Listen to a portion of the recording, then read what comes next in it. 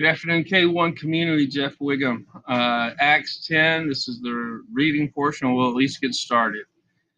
There was a certain man in Caesarea called Cornelius, a centurion of the band called the Italian band, a devout man, and one that feared God with all his house, which gave much alms to the people, and prayed to God always. And, period. He saw in a vision, evidently about the ninth hour of the day, an angel of God coming into him and saying unto him, Cornelius. And when he looked up on him, he was afraid and said, What is it, Lord? And he said unto him, Thy prayers and thine alms are come up for a memorial before God. And now send men to Joppa and call for one Simon, whose surname is Peter. He lodgeth with one Simon, a tanner, whose house is by the seaside. He shall tell thee what thou oughtest to do. And when the angel which spoke of Cornelius was departed, he called two of his household servants, and a devout soldier of them that waited on him continually. And when he had declared all these things upon them, he sent to Joppa. Our pointer going here.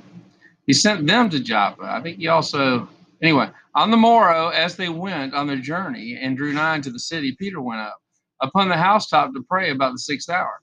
And he became very hungry and would have eaten. But while they made ready, he fell into a trance and saw heaven open and a certain vessel descending upon it, as it had been a great sheet knit at the four corners and let down to the earth, wherein all manner of four-footed beasts of the earth, and wild beasts, and creeping things, and fowls of the air. And there came a voice to him, Rise, Peter, kill and eat. But Peter said, Not so, Lord, for I have never eaten anything that is common or unclean. And the voice spake unto him again the second time, What God hath cleansed, that call not thou common. This was done thrice, and the vessel was received up again into heaven. Now, while Peter doubted in himself what this vision which he had seen should mean, behold, the men which were sent from Cornelius had made inquiry for Simon's house, and stood before the gate, and called, and asked whether Simon, which was surnamed Peter, were lodged there. While Peter thought on the vision, the Spirit said unto him, Behold, three men seek thee. Arise, therefore, and get thee down, and go with them, doubting nothing, for I have sent them. Then Peter went down to the men which were sent unto him from Cornelius, and said, Behold, I am he whom you seek.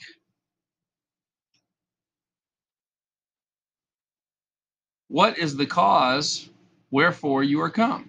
And they said, Cornelius, a centurion, a just man, and one that feareth God, and of good report among all the nations of the Jews, was warned from God by a holy angel to send thee into his house, and to hear words of thee.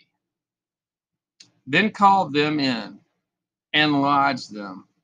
And on the morrow Peter went away with them, and certain brethren from Joppa accompanied him.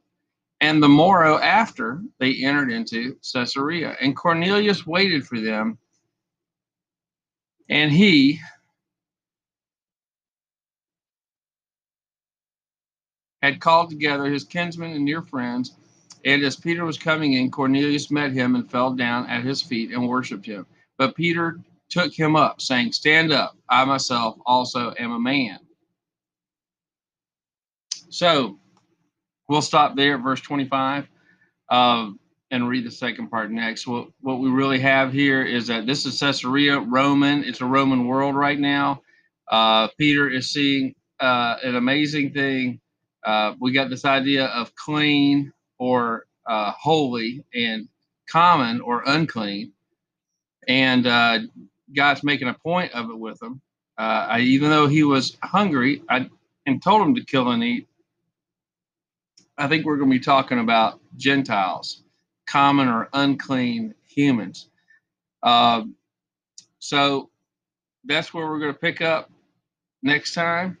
And I think it's important, even though Peter has all this authority, these guys kneel down to him, he tells them to get up. And we see that with angels. And when we don't see that happen, to say get up, we know there's a bowing is a problem to men or angels. See you next time.